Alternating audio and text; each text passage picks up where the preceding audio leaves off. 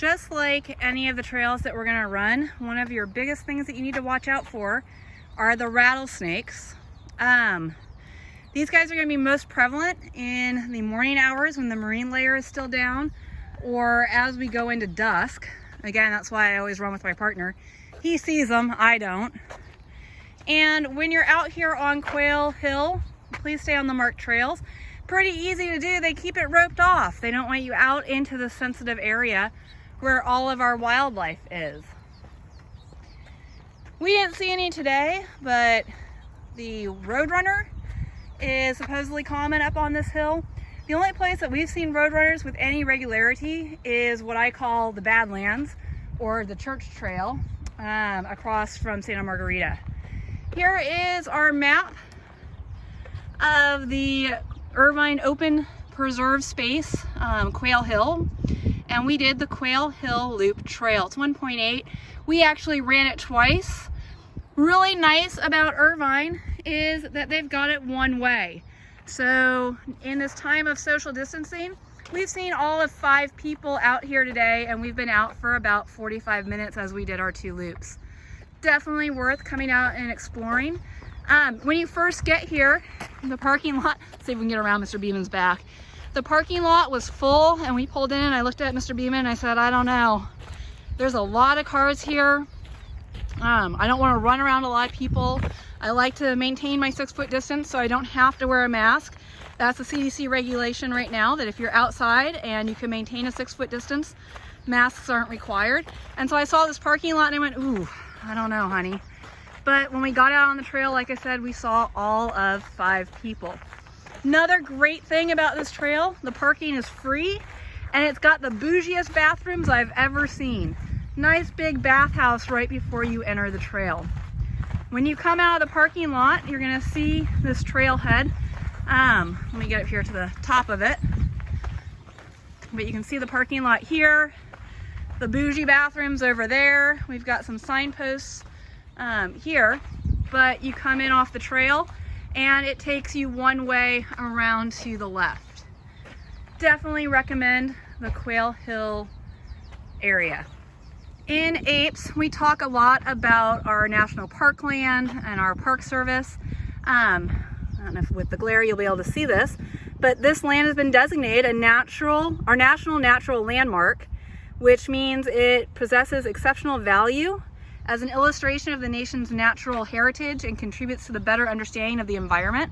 So in 2006, the National Park Service kind of took over this land, it's Department of Interior, and they maintain this land, which makes sense as such a beautiful place.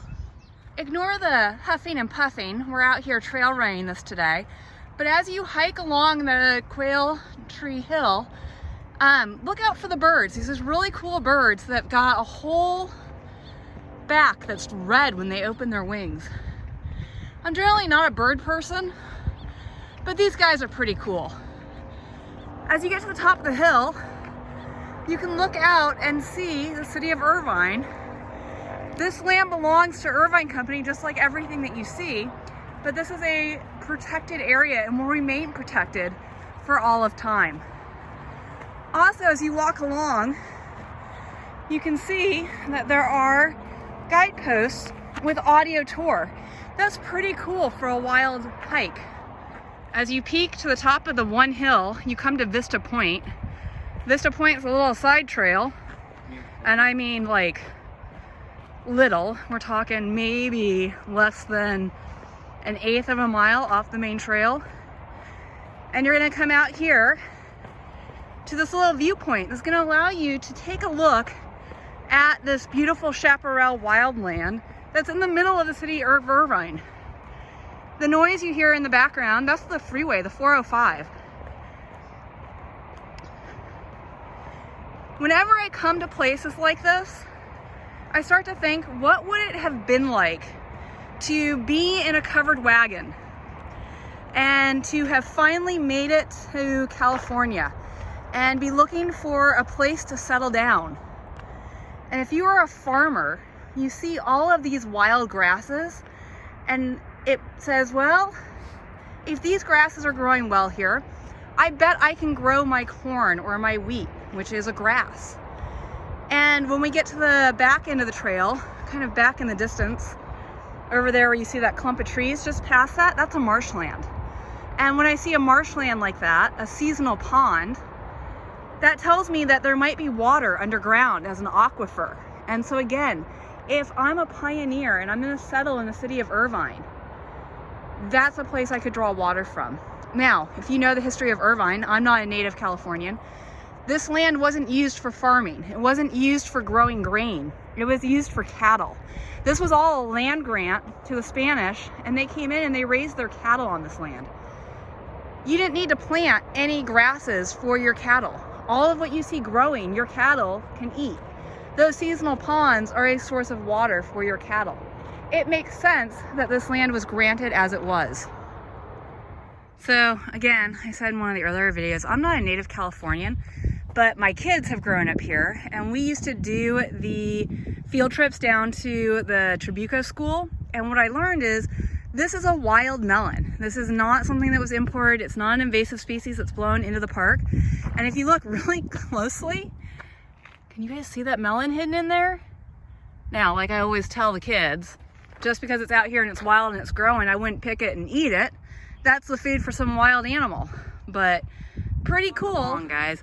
Turn off your music, stop talking for a short period of time, and enjoy the sounds of nature. As I stand here, I can hear the birds chirping in the background. And if you listen really carefully, I'm out here, it's end of July. As I walk along this dry grass, it sounds like snap, crackle, pop. That's the crickets that are in the grass, the grasshoppers, and they're hopping. And it really just sounds like that cereal that you like to eat. Also, if someone can answer me this, again, not native Californian, why do coyotes insist on pooping on the trail? You can tell coyote scat, that's the technical term for poop, because it's got fur in it. Because they're eating the bunnies and the mice and the rats that are all furry animals. The other thing coyote scat will have in it, and I see this all the time on the O'Neill trail that I'll take you on at a later date, is berries. These guys are omnivores, so they're gonna eat both the rabbits and the rats and the mice, but also the berries off the trees. Another food source that you're gonna find out on the trail, that again, guys, we're not eating off the trail. This is a thistle plant. And does anyone know what the vegetable is that comes off the thistle plant? It's an artichoke.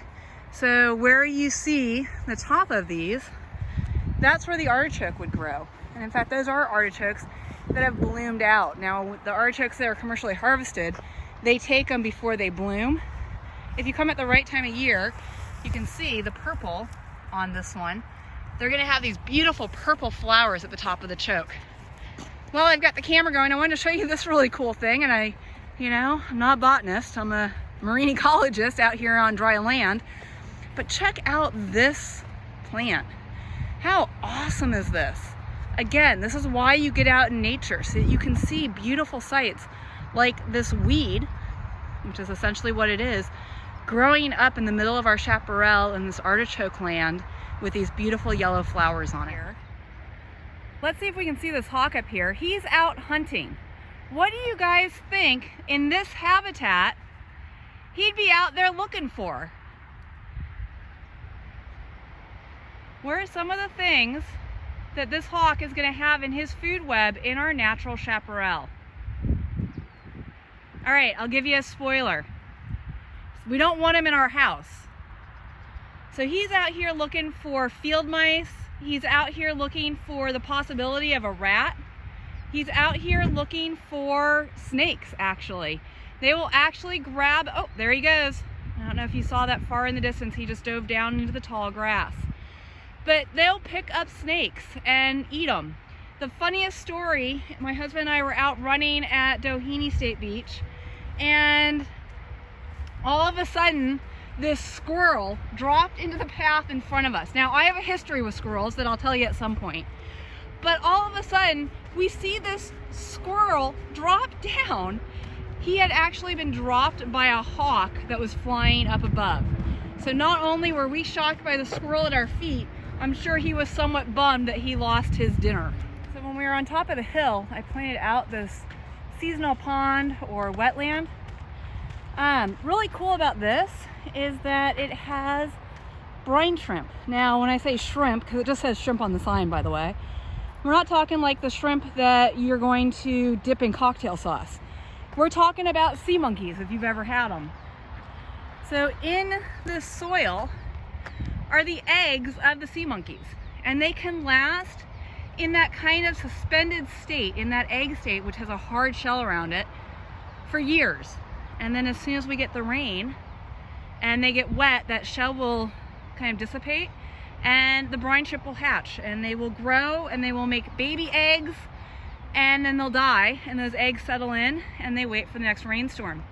The other thing that is seasonal in here is toads. And these toads are going to come out when it's wet. They dig up out of the ground and they make babies, and the tadpoles grow up to toads. And then as the pond dries up, they bury themselves again and wait for the next rain, the next rainy season. So we had the red guys that I'm obsessed with. And I don't know with the overcast, the marine layer, if you were able to see that. This guy's got a bright yellow belly. Pretty awesome. In addition to all of the chaparral stuff that I've shown you, can you see through those weeds? That's a great snowy egret. He's probably come in off the coast or off of the riverbed. These are most beautiful, majestic birds. So what is he doing in our chaparral if he mostly lives in the waterways? He's looking for the same thing the hawk was looking for. These guys are opportunistic, and they're going to take whatever food they can find.